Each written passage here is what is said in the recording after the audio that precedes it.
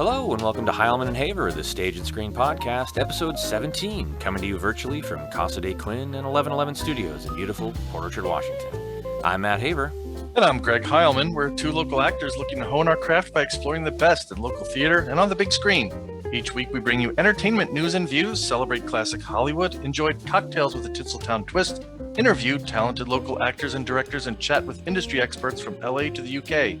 We're excited to be joined in a few moments by screenwriter, director, and producer Danny Bilson. Danny's latest project, Spike Lee's Da 5 Bloods, is showing now on Netflix and is a strong Oscar contender this year for Best Picture and Best Director both. Visit our Facebook page for Greg's review of the film and tune in to our YouTube channel linked in the show notes for a special episode of In the Mix dedicated to Danny's career, featuring trivia about Da 5 Bloods and a cocktail celebrating his other hit film, Disney's 1991 aviation adventure, The Rocketeer. Danny Bilson comes from a long line of writers, from his grandfather George, who was a producer, writer, director, and head of the trailer department at Warner Brothers, to his grandmother Hattie, who interviewed stars for fan magazines and wrote shorts for RKO. After a long television and film career at Warner Brothers, Disney, and Paramount himself, Bilson served as a senior executive in the video game industry at both Electronic Arts and THQ. Danny has experience developing properties in film, video games, TV, theme parks, and comic books. Bilson currently has a major motion picture, Da 5 Bloods, directed by Spike Lee, available for streaming on Netflix and front and center in this year's awards chatter. Danny's consulted at Walt Disney Imagineering as well as Tencent Games, where he runs the Tencent Spectrum training program for their senior producers and developers twice each year. Bilson has been on the faculty of the USC School of Cinematic Arts since 2005, where he teaches screenwriting, narrative design, and advanced game production. And Danny's chairman of the Interactive Media and Games Division and was recently appointed Director of USC Games, where he leads the joint program shared by both the School of Cinematic Arts and the Viterbi School of Engineering. So while we all know you predominantly as a screenwriter, this being a Stage and Screen podcast, we need to give equal time. So you, in fact, were a theater major at Cal State San Bernardino. Where did the interest in theater come from? Well, I think that they had no film school there. So I went in as a history major originally, and I immediately here's what happened. I went in as a history major. In the summer after my freshman year, I got into the Screen Extras Guild, and I started working as an extra on Happy Days, as a matter of fact. I think it was the second season of Happy Days. And I was one of the kids in Arnold's in the second season of Happy Days. You can actually see me there. And when the fall came around, I didn't go back to school. I was like, this is too much fun. I'm going to keep doing Happy Days and MASH and some other stuff I was in. And when I went back to school in January after taking that quarter off, I was like, where do I go? Where do I sign up for? And they only had a theater department at Cal State San Bernardino. So that started my career in theater. And literally the first day in the theater department, I met Paul DeMeo. The first day. Wow. And that was a partnership that lasted for over 40 years, right? 42 years. Yeah. Yeah, I have to pause for a second because he passed away, and it's hard. No, that's fine, and that's something we don't want to bring up a little bit. Okay, that's why I slowed down for a second,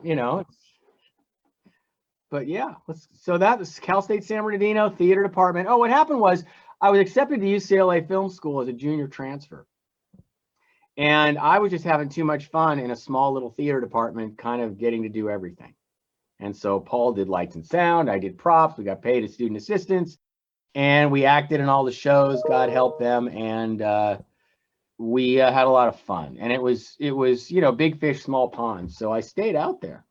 And in the last year, Paul and I wrote a play that we did on the main stage about Sherlock Holmes and Houdini, and Paul played Sherlock Holmes and I played Houdini, and that's how we started. Then we took that play to LA, and we almost had that thing set up with John Gielgud and Ralph Richardson at one point, and then Sir Ralph died, and we had this Broadway producer involved, and it's a really fun play. It's really good. But that's the first thing that Paul and I wrote, the Houdini Deception, it was called.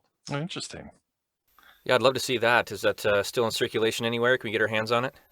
Well, you can get your hands on it if you just send me an email. I think I've got a digital copy of it. It's it's a lot of fun. It's about an assassination plot against the king. Mata Hari is in it. It's Holmes and Watson are in their old age. It's pre-World War I. Wow.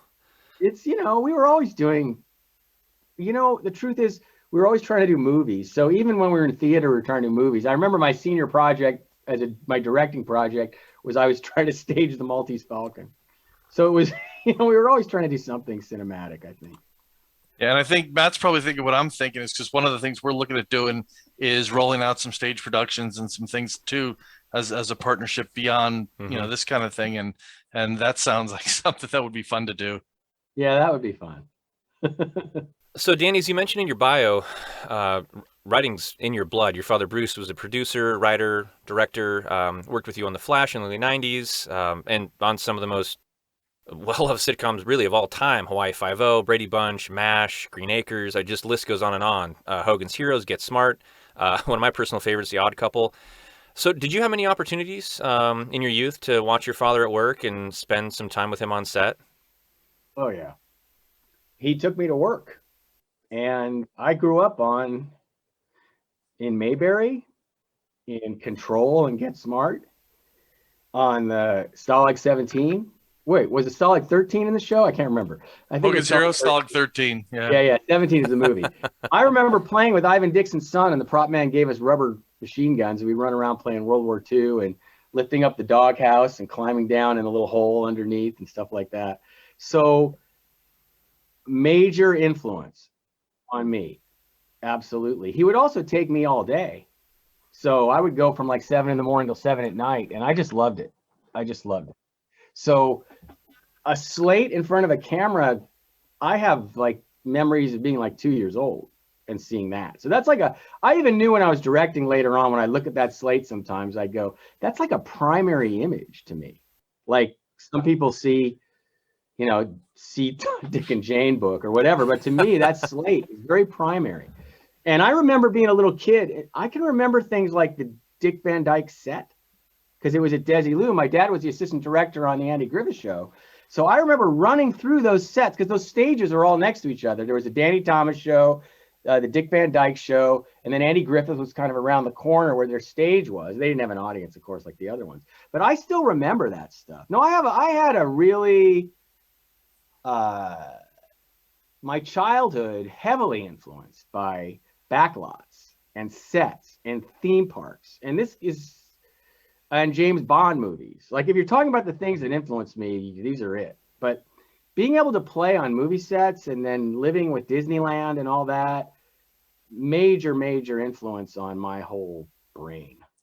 Now, have you had a chance to watch WandaVision on Disney Plus? Oh yeah, I love WandaVision. So you grew up around some of those sets. So how do you think they did? I mean, what did that bring back? Any kind of memories? Awesome. Look, I love that show. Okay, I mean, I don't love everything, but WandaVision I think is just great. Hats off to them. And the other thing they're doing that is something I dreamed of doing all my transmedia dreams of my life, which I've never really executed as much on, is they're advancing the plot in important ways in a television series. They're not saying, oh, the TV show can just exist over here and don't let it mess with the movie timeline, right? The reason it works so well is because they're valuing every piece of the IP and they're giving it juice and depth and making it matter. Now, that's not why I think WandaVision is also great, because it's a great idea. It's just an imaginative, it makes sense in its own reality. It's a lot of fun. I don't know how it's planned. Like I was seeing online and people weren't digging the first few episodes and I was loving it. And I thought, well, maybe you got to be a baby boomer to really love this, because they just wanted the Marvel stuff. Where's the plot? Where's Thanos? Where's Endgame? Where's all that stuff? But I was like, oh man, it's Dick Van Dyke. It's the Brady Bunch. It's, what was the other one? Oh, it's Bewitched. It's when they got to the more modern stuff, I stopped watching TV a long time ago. So well, is that The Office? Is that Modern Family? I don't know. I never really seen. Yeah, I had the same impression because I grew up in the 70s. So I'm, I guess, Gen X as opposed to baby boomer. But so I grew up watching a lot of that stuff in syndication. It was really kind of a nostalgia kick for me. Love it, but the important thing, it just sort of trying to say something intelligent, is that they're moving the universe along in that piece. And that's the audience. When this is over, they're going to be right there for the next one, for Winter Soldier and Falcon, because they're going to be expecting, wow, it's going to advance the universe and the story and stuff's going to matter. And if they keep doing that, I mean, I read that WandaVision is #1 show in the world right now. So Doesn't surprise me. pretty cool.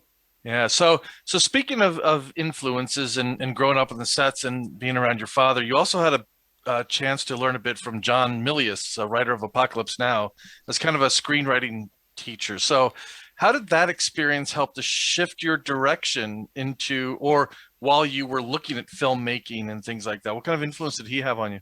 Sure. Paul and I were fans before we took that class in 1980 from John.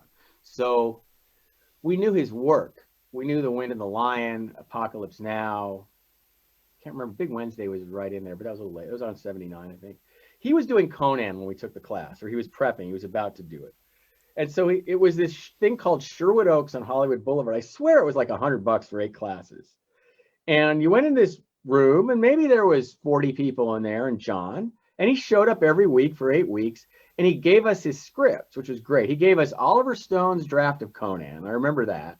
And then he gave us his draft of Apocalypse Now, his first draft, which was amazing and interesting.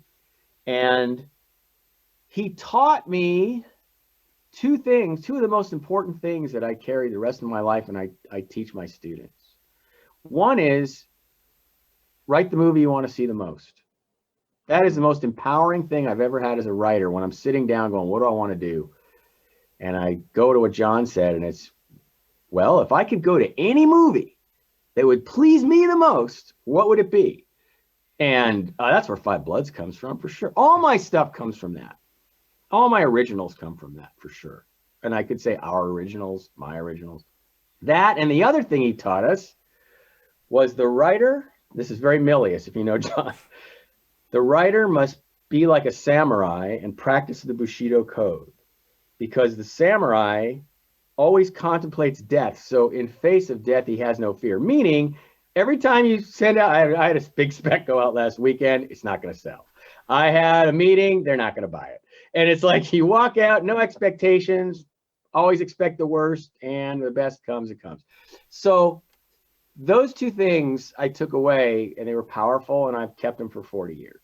And I then met John and worked with John later in life, and he was actually working with us, with Paul and I, on a video game called Homefront that he was writing at the time that he had a stroke. We were about to go do PR, and he lost his ability to speak really well because he was a great storyteller. So it's one of those ironic tragedies.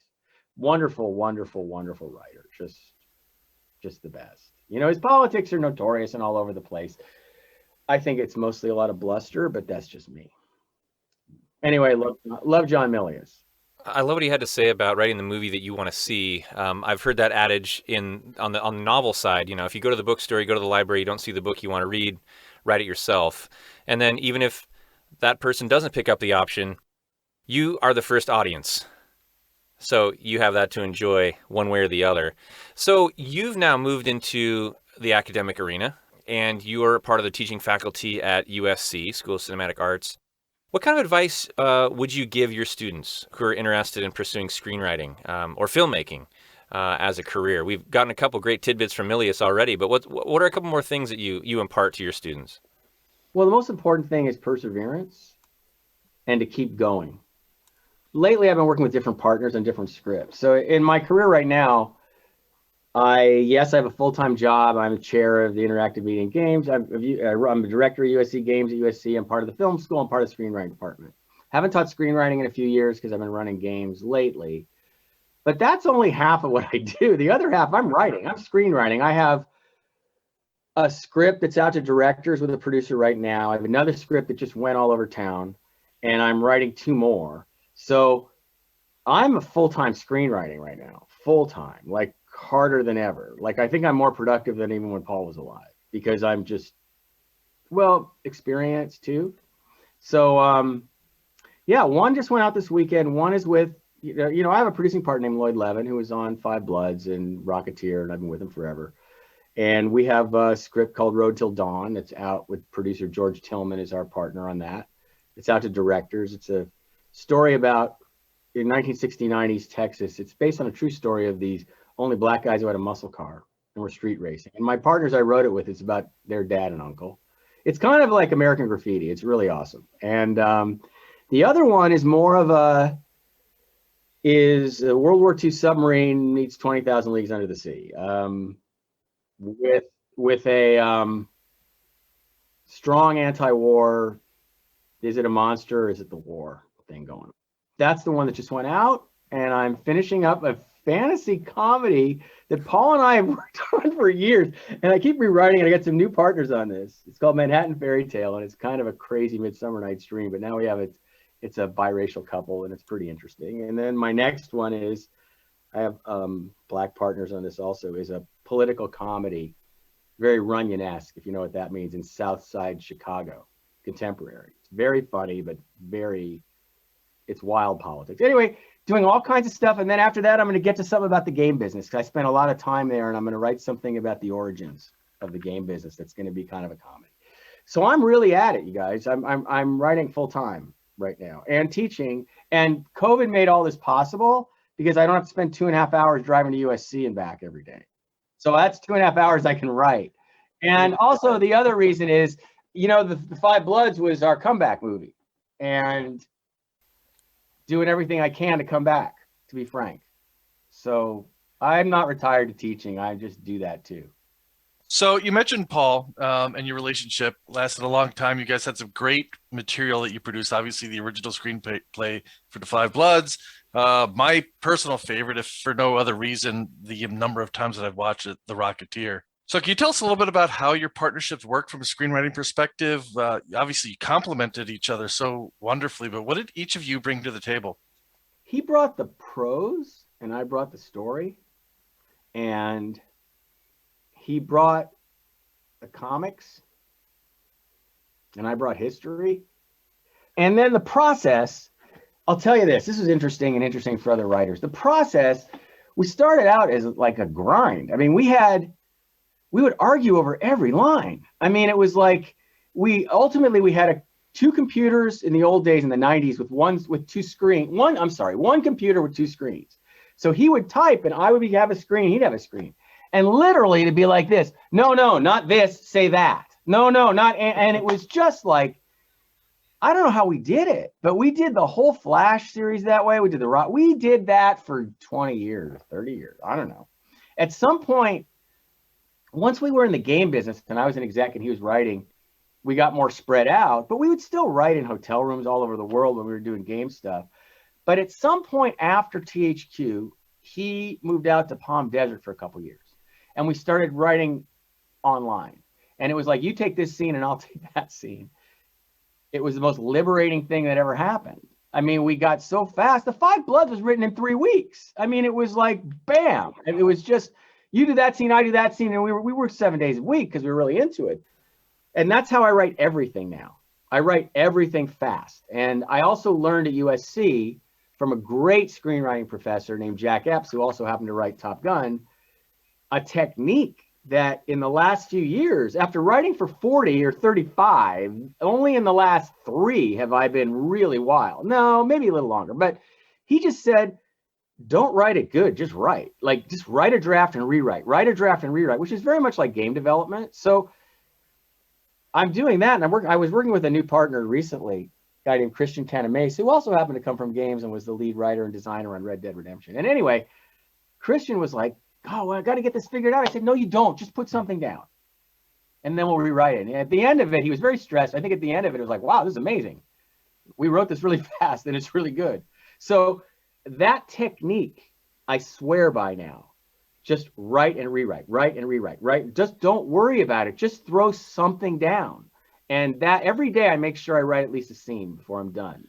Has the advent of word processors and things like that made it a lot easier to have that style? Are you kidding? So I can appreciate, because I went from analog to digital, both in film and in everything, right? And I'm a big video gamer, so I was always on the edge of technology. Paul and I always had the latest computer that we could play a game on, even in the 80s, right? So we were writing on an Atari 800 and stuff like that. Anything we could play games on. I mean, huge. Paul's a huge gamer. I'm a huge gamer. So we used to cut and paste. You ever heard of that? Where literally you print it out, you cut, and then you glue the shit and the tape, the stuff in the script. I can't even imagine that. So I think this process I'm talking about that I've adapted lately is made possible by word processing, because it would be so white out and slow. Oh my God. I think I could only do it on a pad and paper with an erase. It'd be a mess. So I think I don't know if younger people take it for granted. They probably do. But to me, it is the great liberator, because I know what it was like to have to deal with a correction that was a pain in the ass. Yeah, I remember even in college doing term papers when you had to put footnotes and you had to measure the bottom of the typing paper and all of that and all of that's Ugh. So can you this is what curiosity I had. So can you remember like a specific line in a film that you wrote versus something Paul contributed? Do you have that kind of? Oh, sure. I can give you a couple. So one of the lines people really like in The Rocketeer is, I may be crooked, but I'm 100% American. One of my favorites. I wrote that line. Okay. And it was a takeoff on what Marlon Brando says in Streetcar Named Desire, because we did that play in college at Cal State San Bernardino, and Paul and I were both in it playing a couple of the card players. And I remember Stanley Kowalski at one point says something like, I may not be something, but I'm 100% American. And that's where I stole it from that. The other one, I can give you a Paul line. Real quick, who wrote the hood ornament line? Arkin's line. You look like a hood ornament. Oh, yeah. That's another of my favorites. I know neither of us wrote Big Gopher. That wasn't us. That was Jim Kauf, who did a rewrite, and I remember that's what was left from the rewrite. I don't know who did the hood ornament. I don't remember. It might not have been Paul or I. It might have been on the set. I'm not sure. Sure. It might have been.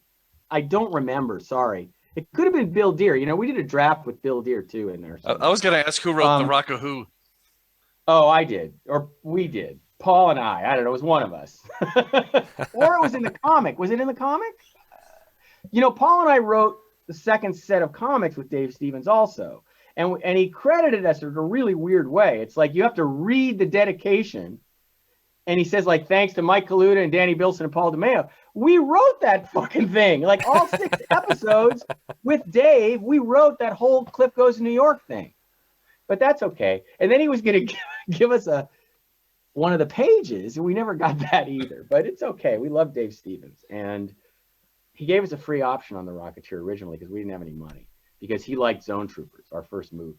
He just, because he knew we got the same stuff and we were kindred spirits. And I mean, you guys, I work with a lot of ghosts. It's hard. All my friends died, and I'm not that old. So if we're talking Dave, I get a little choked. If we're talking Dave and Paul, they're dead. So it's hard. Yeah, especially when you have relationships like you had with them.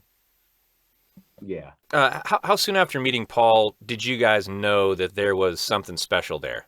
You said you met the first day, but then you guys would scrap over different lines and argue. And we hooked up over our love for movies. Yeah. And old movies. And we did, I think the first play we did together was William Gillette's Sherlock Holmes in the summer of '76. So that got us into the Sherlock Holmes thing. I mean, I love the Basil Rathbone movies. Like, Paul and I are both old movie guys, right? I mean, you can even see what's on my wall in my posters behind me. Those are my posters. I mean, it's not. So we connected on the movies, 100%. And that was it. We just wanted to make movies and tell stories. Well, you guys obviously took that love for classic Hollywood and classic film into The Rocketeer. And one of my favorite aspects of the film is the setting. And the ability to go back through film and experience those time periods that you haven't lived through is just magic. Is there a process that you employ when writing about a specific time period, whether it's 1930s California or the Vietnam War era? Yeah. Yes, the internet makes it so easy. It's insane, right? In the old days, we go to the library, right? And spend the day digging through stuff and trying to find stuff. The internet's just amazing. I actually tend to put together photo collage stuff in decks in case they wind up needing a deck later. And maybe they don't do anything with it. Like Road Till Dawn, I have a whole deck of pictures from the late 60s in East Texas and Jim Crow stuff and muscle cars. I have this whole thing. The Five Bloods, every location was a real place. So there was a deck that said, Apocalypse Now Club's a real place in Saigon. That's not a set that they built. That we wrote that in there because I just went on the internet. We didn't go there. And I was really able to do a lot of research. That was the one a lot on Vietnam and Cambodia. And it got a little compressed in the movie. It was more specifically laid out in the original. Like they were in Cambodia where and crossing the border. All those were beats and going up the river. But a lot of that stuff got massaged out, and it doesn't matter. You know, didn't matter. It just was every town, every place was a real place in the Bloods. So we spoke with just a ton of Rocketeer fans everywhere, and we was a film critic from the UK, Matthew Turner, we had on our show a few episodes back, and he wanted to know. We asked him if there's anything we could ask you because you were coming on the show, and he said, ask him if there's anything different plot wise that you originally had, maybe a different ending or a different, kind of turn. Oh yeah. So the ending, there's an ending that I loved where it was our guys and the gangsters on the ground. It took place in the desert. This is before we went to the observatory and the cars versus Cliff and everybody from the airfield, like all the flyers. So the flyers are in the air, the gangsters are on the ground, and the Nazis are coming in the blimp. And that's all written. There's pages. I've got a draft of that somewhere. And that got scaled down. And it got scaled down to what you saw at the observatory. But that was a running battle with lots of planes and lots of cars. And I remember that. I could tell there's lots of, we did a lot of drafts on that thing. We wrote it for 6 years. And we did Bill Deere drafts. We did Joe Johnson drafts. At one point, Jim Kauf did a draft. And I remember he wrote the big gopher joke. But I don't remember anything else from his draft staying in the movie. And then Frank Darabont did a draft. And I don't remember what was his and what wasn't. I remember some stuff that was Bill Deere's. I mean, the lines between the acting isn't acting unless you're acting like acting or whatever that is, that was Bill Deere's. So it was mostly Paul and I and Dave Stevens, but it was a lot of collaboration. What happened was after Darabont did his rewrite, they brought Paul and I back. And that didn't usually happen back then, where the original writers were brought back. And then we were doing the production rewrites such as they were throughout it.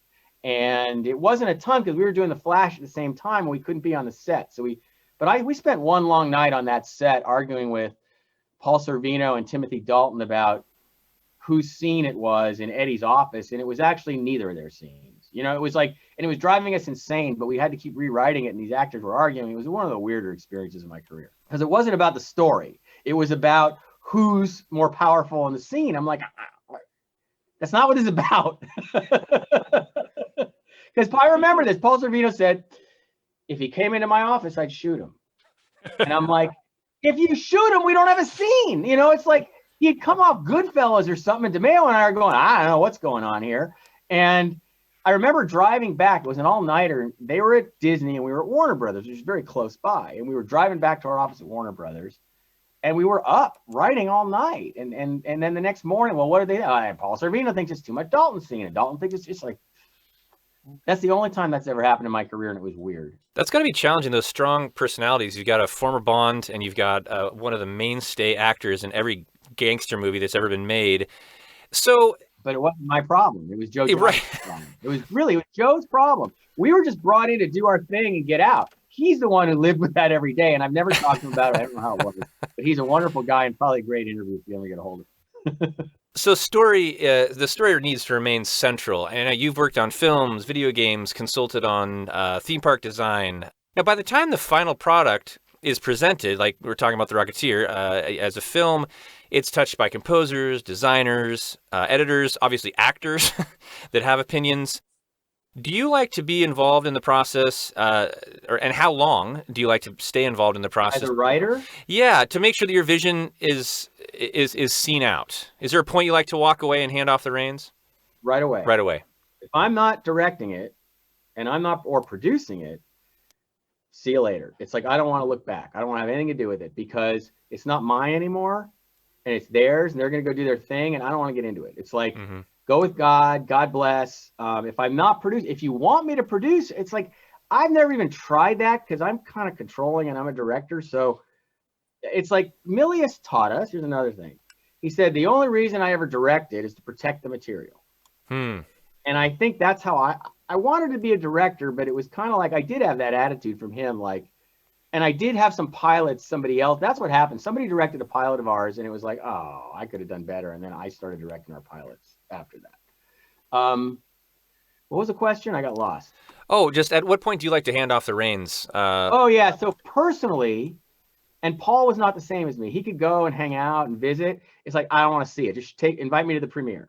Like, because I'll start grinding over every little thing that's not how I saw it, right? And that's not good for anybody, me or them. Yeah, I think it was Rick Riordan, author of the Percy Jackson series, who talked about the films they made, like watching his life's work go through a meat shredder. Yeah.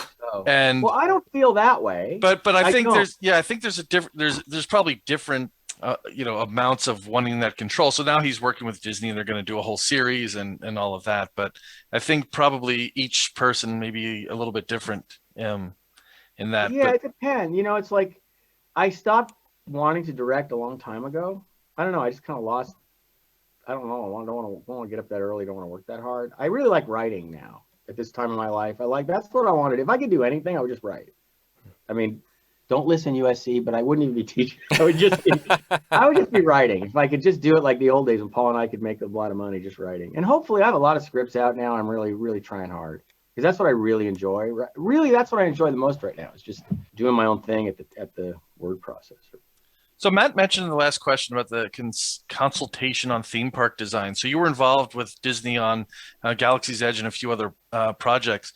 First of all, how did you get involved in those projects and how did you contribute? What did you do for them? They're all big Rocketeer fans. That's how I got a chance to do anything, to be honest. And they're Disney. So, you know, people in their 30s and 40s tend to really like that movie. So I first did a talk like for Imagineering. Now I'm a big, ridiculous Disneyland fan. So, I mean, stupid, right? I mean, I have like Vacation Club. I go all the time. It's like my thing. So I always wanted to be in Imagineering. It's my always. By the time I got there, I think I was too old to do anything but consult. But I did a talk, and then I hooked up with the guys who were doing the experimenting in immersive narrative, storytelling in the park with actors and guests. It's really interesting stuff. It's sort of where games, you know, it's like LARPing. Games meet.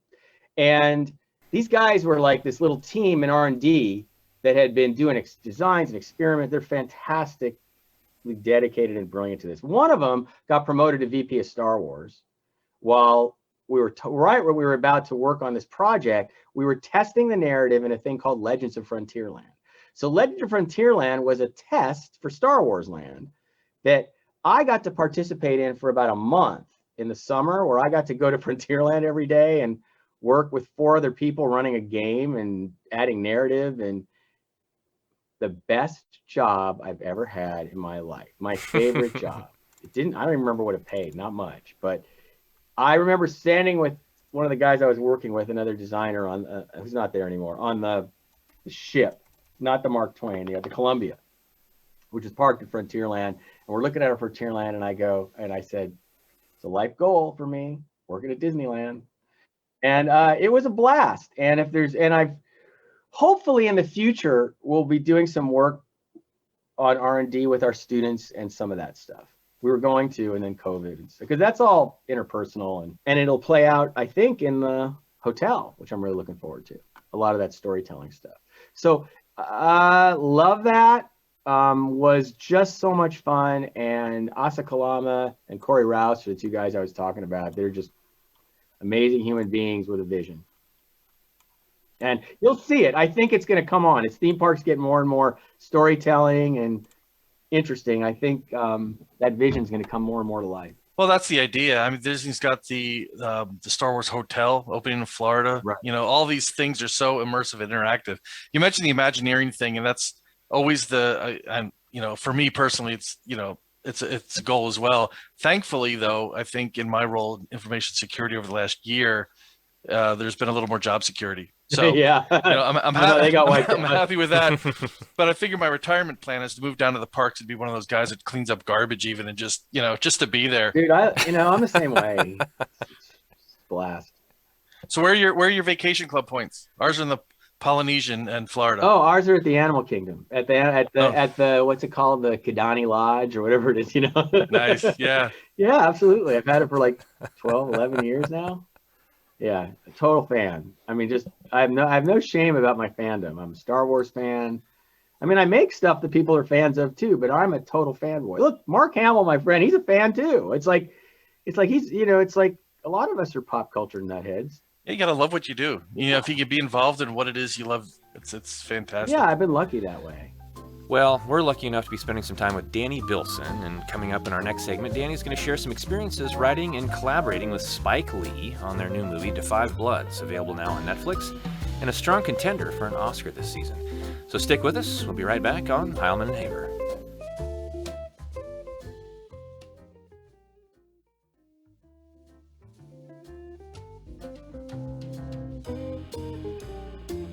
And welcome back to Heilman and Haver. Today is February 26th. On this day in 1916, Charlie Chaplin, not yet 27 years old and just 2 years after appearing in his first motion picture, signed a contract with Mutual Film Company, making him the highest paid filmmaker in America at $670,000 for a single year's work, to make 12 two-reel comedies for the Mutual Film Corporation.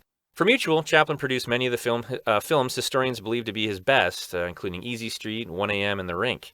Chaplin said of his relationship with Mutual, "Fulfilling my contract with Mutual was, I suppose, the happiest period of my life." And on this day in 1989, Jerome Robbins' Broadway opened at the Imperial Theater in New York City, going on to play 55 previews and 634 performances before heading on the road in late 1990. The musical's numbers were selected from many of the Broadway productions Robbins conceived of, choreographed, or directed, including On the Town, The King and I, West Side Story, Fiddler on the Roof, and A Funny Thing Happened on the Way to the Forum. Jason Alexander, aka George Costanza from Seinfeld, starred in the show and won the 1989 Tony for Best Actor in a Musical. And born today in Burlington, Iowa in 1893, William Frawley, best known as lovable curmudgeon Fred Mertz in I Love Lucy, and his Uncle Charlie on My Three Sons. Playing opposite Vivian Vance, 22 years his junior, Frawley was nominated for 5 consecutive Emmy nominations for Best Supporting Actor for I Love Lucy, but incredibly never won. Vance and Frawley never saw eye to eye, but Desi Arnaz and Frawley remained friends until Frawley's death in 1966, when Arnaz took out a full-page ad in all the trade papers with the words, "Buenos noches, amigo." Well, our guest today is no stranger to classic television, growing up with a father responsible for many of the TV classics we love today, including The Andy Griffith Show, Get Smart, and MASH. Danny Bilson has written for film, video games, TV, and comic books, and with his late writing partner Paul DeMeo, recently returned to the big screen, partnering with none other than Spike Lee on Lee's latest Oscar contender, Da 5 Bloods. Da 5 Bloods is the experience of Black veterans in the Vietnam War and after, but the original pitch that you and Paul wrote was different. Can you tell us a little bit about the original treatment and what was the inspiration for that? Sure. And it was a script. It was a full script. The inspiration came from, the first place it came from were our college classmates at Cal State San Bernardino. We went to school from 74 to 78, and there were 3 bases out there. So our dorms were full of vets. Our theater plays, we had a 55-year-old or 50-year-old Air Force veteran playing the old guy. You know, we had a lot of vets, and sitting around the dorms, we'd hear about the war. And I also grew up with it, right? So I was the last. Paul actually had numbers called because he's 3 years older than me. I was the last year to register for the draft. So the war was a big influence in part of our lives. And then because of that, had a really powerful relationship to the movie Apocalypse Now, believe it or not. I saw it like 6 times. I saw the early version that Coppola did at a screening in Westwood. I was just like a year before. I guess I always wanted to write a Vietnam movie. That's what it was. And so it started out, I think, gosh, I can't remember what the original concept, I can't remember how much was young guys and old guys when we first thought of it, but it doesn't really matter much because there was a treatment and there was a script and we made some changes. But basically, it's the same characters and the same story. That's why we have first position credit on it. And Kevin and Spike will say the same thing. I mean, Kevin just says we just blackified it. Well, they did more than that, to be honest. And Spike doesn't like us talking about who did what too much, but I will say that, you know, the character of Paul with the MAGA hat, he was a right-wing dick the whole time. You know, in the old script, he was white, but Melvin was always black. And there was shit between him and Melvin because he was a racist, right? And then the other characters were basically the same guys. What happened was it was 4 white guys and a black guy when we wrote it originally. And the story of it, you know, Oliver Stone was the first place we stopped and optioned it. We worked with him for, I don't know, maybe a year and a half. And it became a little more Treasure of Sierra Madre-like through that. Our original ending was different. And then it became more like it is now with Oliver, which was a little more, which was the, I mean, I remember Paul and I going, all right, we really going to write this Bogart thing where he's talking into the camera. Because that's in Treasure of Sierra Madre. He's going, you know, I can't remember what the lines were. I used to be able to do it. But, you know, I remember sitting down to write that part going, all right, if that's what he wants, we'll do it. And then Spike took it one step further within the camera and all that stuff. And Delroy, of course, crushes it. But let me say this. So what we heard was after Oliver Stone decided he didn't want to make the movie, the next thing we heard was Spike Lee was interested in it. He had read a book called Bloods, which was these letters from black GIs. And he wanted to make it all black. And we were like, well, that's cool. We just thought that's a good idea. You know, maybe it'll be even better. Because what the movie was about in our draft, I will say the movie is still about. It was about veterans of a generation that should be retired, not walking around the jungles in Vietnam or Cambodia looking for gold, because we don't take care of our vets and the whole thing's fucked. And those themes persist. Then you add on the layer of the black soldier, which reinvented the movie. I'm not going to say it didn't, right? It reinvented the movie and gave it a power. And we didn't write that stuff with Chadwick Boseman talking about Black Power. All the Black Power stuff, of course we didn't write that, right? I mean, Spike says don't talk about what we wrote or didn't write, but come on, right? We don't get outside our lane.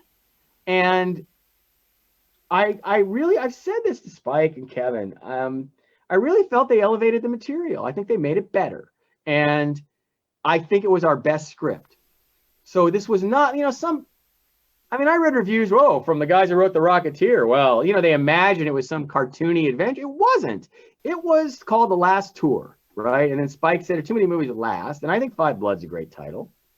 But it was a great script. I mean, it was a deep, you know, they just added a massive layer to it. And then Spike did the wonderful thing of cutting into documentary stuff. And Marvin Gaye, that's all Spike. Here's how it was in our script. When they go into the jungle, they put on their backpacks and they go into the jungle and they're singing Country Joe and the Fish. And it's 1, 2, 3. What are we fighting for? Don't ask me. I don't give a damn. You know that song, right? Next up is Vietnam. Yep. So that song is replaced with the Marvin Gaye song. But the song, they still sang a song when they went in the woods. You see what it's kind of like that. The movie's kind of like that. Except they elevated it spiritually. I'm not going to say they didn't. They elevated it spiritually with that Chadwick Boseman stuff, and they made the movie better. I think they made a great movie better. Like, it wasn't a weak script. It was our best script. So, you know, and I don't think Spike would have jumped on it if it wasn't a great script. It wasn't a cartoon, and it wasn't all white. It really wasn't. And it did have racial themes in it. There's some things were different, but not substantially. The third act was different in some ways, but it's still the same. You know, it all ends the same. I mean, no, it doesn't. Sorry. Spike put the Black Lives Matter stuff and the gold going back in the original one. It was much more like a 70s movie. Let's just put it that way. But I'm happy with it. I love Spike. He's the greatest. Kevin's a one. These guys are they've been so nice to me and Paul. And I think they could have just ignored us. Honestly, in the world of Hollywood, they could have just, you know, we get the credit from the Guild, but they didn't have to have me in all the interviews, you know, and do all the press with him and Kevin. But they really love the script. And Spike's he's a grown-up, and he said, look, this movie wouldn't exist without you, Paul. The father-son story, the gold, I mean, everything. So that's the journey, and what's made it so great in the release and the award stuff and all that is Spike. I mean, he's been nothing but a good friend and just gracious, and just made Paul and me and Paul's widow feel great. The two things that I always know going into a Spike Lee movie is there's going to be humanity and it's going to be thought provoking. And I mean, you're just proving the fact of that human aspect of Spike Lee is incredible. I mean, my take is he's all heart, and he just puts it on the screen. It's all heart. It's just love all over the place. And you can quibble with this or that, but you can't quibble with it's a Spike Lee joint. That's what I said, after I saw it the first time. I said, look, it's a Spike Lee joint and it's a good one. And I think it's considered one of his better ones of his 30 or 40 films. I think it's up there. I hope. I think it is for sure. Hope it is. How long ago did Spike become aware of the project? And when you originally wrote it, do you think that had it been made in its form as written originally, do you think it would have been as powerful, or was it waiting for someone like Spike, and not only someone with his passion and the love he put into it, but also the time? I mean, this is an opportune time with the politics that we've seen over the past year and the challenges with racial relations for a story like this, perhaps? No, you can't compare it. I think that bringing the Black perspective and being a movie that takes on the entire history of the Black soldier, that has a lot more value than what we wrote. And I think what we wrote had a ton of value because we were all the vets were in there. You know what I mean? And all the Vietnam vets and the whole baby boomer generation, we were all in there. All that stuff that's in there was in there.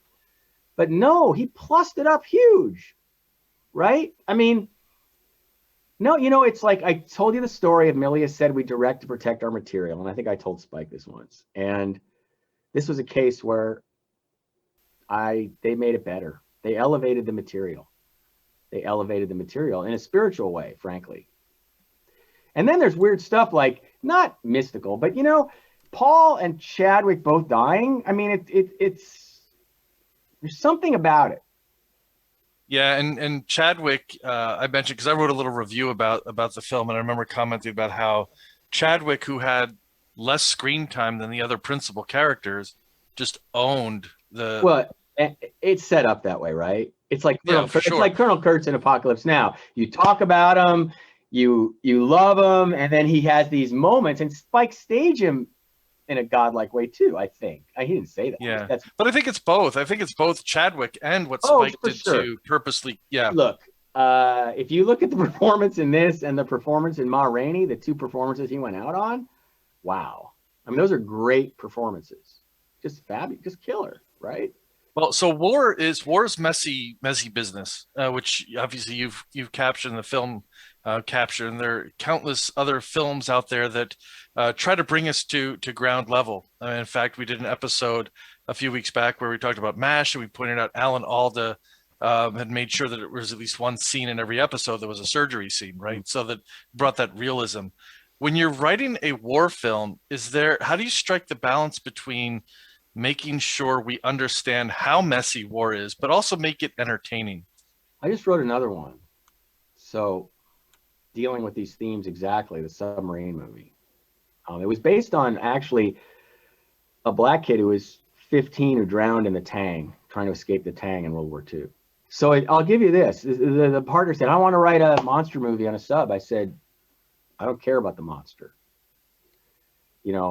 I care about the war, and I care about what's going on with these guys in that that submarine underground for 2 years, in those life and death situations. What are their heads like at the last week of the war? So the monster's the war. So I'm a history person, and I've read a lot of books, especially World War II stuff, Korean War. I have great empathy for that horrific experience. So I don't ever, ever, ever glorify it, ever. That doesn't mean you can't have exciting shit, right? Because as Milius said in our class, I can't believe how much I'm quoting that in this, 40 years ago, war is the most intense human experience. He said, I had asthma. They wouldn't let me go to Vietnam. I wanted to go. I don't want to go into any war because I just studied it. I know just how it's hell. It's the devil on earth. So not about glorifying it, not about exploiting violence for joy in any way. This movie was an anti-war movie. This new one, Devilfish, that's an anti-war movie, even though it's a science fiction kind of Twilight Zone thing. I don't go near war without the cost. Never. When I was a kid, maybe, you know, Combat was my favorite TV show, but that had the cost too. I think Combat was so great in the 60s because it was closer to real, certainly for TV. I grew up with a grandfather who was in World War II and the South Pacific, and would not talk about anything but the funny moments. And I always wondered why, until I found out from another close family member and his role, and it was messy business, and I respected that about him. Do you have? We're losing our World War II vets, and now even Korea and Vietnam daily, dozens, hundreds. Mm-hmm. Do you have people still in your life that you go to for stories, to talk with about their experiences? You spoke about the men that you were in school with. Is there anybody still currently that you... Documentaries. I use documentaries. What movie was I writing? I don't know. Was I rewriting this? Maybe I was doing a rewrite of this. I definitely watched Ken Burns' Vietnam when I was somewhere around this. And I watched a lot of documentary civil rights stuff and really interesting stuff when I was writing Road Till Dawn about the teenagers in the South. When we wrote, okay, so as I told, this is an interesting anecdote. The Five Bloods is not Bilson and DeMeo's first script about Black Vietnam veterans. It is our second. We wrote a script called The Death Masters in 1982 with Richard Pryor. And it was rich. I sent Spike we're doing it. I said, you got to see this, man. I sent him the script cover. It says story by Richard Pryor, played by Danny Bilson and Paul DeMeo. And it was a war movie. It was about, Richard wanted to do a movie about a bunch of guys coming back from Vietnam who had almost like My Lai Massacre kind of stuff, and who go to South America and rescue a bunch of kids on a mission to sort of atone. And we wrote that back then, and he said, I want to write it for all these guys in the movie. It was Jim Kelly, Fred Williamson. It was all the big, like, black exploitation action guys. But then he would call us up and he'd go, oh yeah, can you write something for Sugar Ray Leonard? Okay. And what about Christopher Christopherson? I want to get him in there. Okay. And so we wrote this script. It's 160 pages. It's a great script. It's a great script. But it's an epic war movie. That was our first one, I think. But we never, we always treat war with consequence. It's like, and now everything I write, I don't even want to write anything that doesn't say something, I don't think. Maybe it's an old age thing. I don't know. Yeah, I feel the same way about things that I want to see. Time is, and maybe it is as you get older, there's less time left. So the time you have is important. You want it to mean something. Well, for me, yeah, especially, I don't know. I'm not, all my stuff's commercial. Like The Five Bloods is a movie. And some of my friends said one of the things they liked about it. So that's Danny and Paul. So the movie-ness of The Five Bloods is definitely us, because we did the story and the structure and the Treasure Sarah Madre stuff and the gold and the adventure and the bad. And I think that hanging a Spike Lee joint on that is cool. And he knows it too, because he's a huge movie nut, Spike. I think Kevin said, yeah, when he flew Kevin to New York and they first started talking about the rewrite, first thing they did was watch Treasure Sierra Madre. We didn't watch Treasure Sierra Madre when we wrote it. It was Oliver. We knew Jungle Gold, we knew the movie, but it was Oliver pushed us a little more towards closer to it. It was a specific note. I want it more like Treasure Sierra Madre. And then we felt that the third act was better that way. Okay, in our very first version, it was more like Apocalypse Now, and the Storm and Norman character is actually still alive. It's a surprise at the end, living up the rivers, and he was running a bunch of bandits, and he turns out he's the bad guy. He was the bad guy in the end. Like, he had stayed behind, they had left him behind in Vietnam, and that went out with Oliver. And then we went to kind of the way it is now. Well, the film's been front and center in many awards discussions, including the Oscars, potential best film, potential best director. How does it feel to have something in the spotlight like this? What, 8 years or so after your original cut? Yeah, well, our last draft was 5 years ago, I think. 2000. The one with Spike got was 2016. How does it feel? It's all about Paul. It's like, I told his wife, she was like, oh, we didn't get nominated. I said, Lauren, Paul's last wish was one more credit. And we did better than that. So whatever else happens, happens. I think we've been nominated for one award, the AARP movies for old people by old people about old things. And as I said, I'll get my walker. If we had a live award show, I'd polish my walker up. But no, honestly, screenplay hasn't been nominated. That's the only thing we've been nominated for. The movie's been nominated for some stuff. He didn't say what credit. He just said credit. I want one more credit. I remember I said, I want a career to keep going. And we knew what we were talking about at that time. But he did, and it's on billboards and posters, and his name's everywhere, and his family, his daughters can see it. And well, that's great. Well, it's an awesome film. We watched it last weekend, and it's just wonderful. Thankfully, we were able to watch it in the theater. Theaters are starting to open again.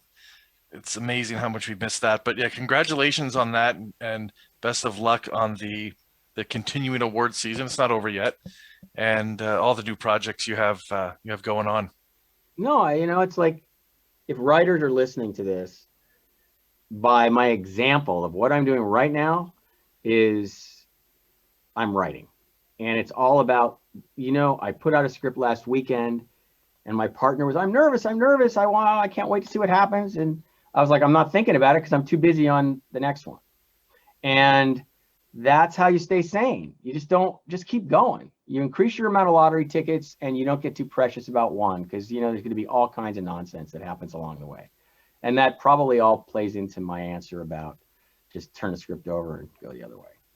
So we've talked about and returned to as a topic on our show frequently is that this time in quarantine has brought out the best in a lot of people. And we're excited to see the work that has been produced during this otherwise downtime. This podcast was born during quarantine, and it's been so fulfilling. And we can identify so much with the enjoyment of having a strong partnership and producing something of value that people enjoy. And it's been really inspiring to hear about your friendship and relationship with Paul. Yeah, I think that Paul, it was all about the Rocketeer and the Flash in a way. And people love Viper, the Sentinel too. But, those were the ones that seemed to endure, our original Flash and the Rocketeer. And both are more successful than we made them now, right? So that's kind of where we were. And, we were trying to make a comeback with this script when we got it, because I would spend a lot of time in the game business where I didn't have enough time to write. And we wrote during that time. We wrote scripts and sold them, but still I was doing a lot of game work. And the whole point is, all I do is teach and write and do meetings, and 7 days a week. I'm just really into writing right now, and maybe it's because of this, right? It's like a place I can escape from COVID. I have one big privilege, you guys. I'll turn my camera around. I said it before. You said you have been in a movie theater. I've been living in a movie theater by myself for COVID, so I screen shit all the time. Here, I'm going to turn my camera around so you can see this, okay? I'm panning around. Okay, that's the side. You see some seats. There's my little stupid light. Let me get back. Oh, nice. Wait, I'm not doing it good. Here we go. So you see there's like a curtain down there. Oh, yeah. And I got a big ass screen. There's a big projector. I've got 7.1 sound. And I have no friends. The Five Bloods, yeah, I got to screen it by myself. Well, I have a wife and two daughters. They don't really care about movies. They really don't. And so I've got this weird habit. Every morning I can't sleep. I wake up at 5 a.m. and I come down here and watch something before my day starts. I'm actually pounding my way through The Expanse, that TV show. Well, if you need company, we'll be happy to Skype with you again. You can aim the camera, turn it around, and we'll watch with you. Yeah, we can watch movies. You know what I screened the other day, which just was wonderful, was Mr. Deeds Goes to Town, the Capra movie with Gary Cooper. The greatest thing about having a theater is old movies. You get to see them on the big screen and these beautiful prints, from the Blu-ray restored. And I'm an old movie guy, so I just love that stuff. It's a blast. It must be really satisfying, and not to age you too much, but there's kids, and now, I'm in my 40s now, nearly. They're thinking of your films the same way that you think of Capra's. That's got to be a pretty... I know, isn't it weird? I never thought about that, because I don't think I've made anything that good. But I know I made some stuff that people really love, like the original Flash and the Rocketeer. And Viper, strangely enough, we never thought when we were making it, but that show is beloved by all those boys who were 10 in 1993. It's like, I'll tell you, I don't know if you got a second. I did a thing a couple years ago for the the Ford Bullet, the car, the Mustang. So they hired me as a film person to come up and talk about how the movie was made and all that stuff. Bullet. And when I said who I was, and I did Viper, and with Viper, there was I got a standing ovation because this was 25 automotive writers who were in their 40s. Well, they all, of course, if they're automotive nuts now, when they were 10, that show was a big influence. James Bond was a big influence. So I was famous with these automotive writers for doing the Viper TV show. So anyway, but really the ongoing love for the Rocketeer and the Flash and coming back with the Five Bloods for Paul and I is awesome. It's just the Five Bloods is not my coda. Okay. I am hard at it, and I've got some great material, and let's keep our fingers crossed and hope there's more from my bank account needs it too. So, well, we want to get you back on and talk about those future projects because it sounds like there's some exciting stuff in the hopper. Yeah, anytime, you guys. This was a lot of fun. You guys asked great questions. You're very nice. Well, thank you to our guest, Danny Bilson. You can find out more about his work and upcoming projects on his website, DannyBilson.com, and on Twitter at DannyBilson. The Five Bloods is available on Netflix now, and our review of the film can be found on our Facebook page at Heilman and Haver. And join us next week, and we'll be joined by Tim Conway Jr., talk show host at KFI in Los Angeles, the #1 news talk station in the country, and, as you might have guessed, eldest son of Tim Conway, legendary comedian and star of The Carol Burnett Show, McHale's Navy, and who could forget, Dorf. Tim will share stories from his career in broadcasting and childhood growing up a Conway. And remember, Heilman and Haver can now be heard every week. You can find us on Apple Podcasts, YouTube, Amazon Audible, iHeartRadio, Spotify, and Pandora. And if you enjoy the show, make sure to follow us and share the podcast with a friend. We'd love to hear from you, so please join the conversation on Facebook and Twitter and email us with thoughts and comments at heilmanandhaver@gmail.com. And until we're treading the boards together again, thanks for supporting local theater and for joining us on Heilman and Haver.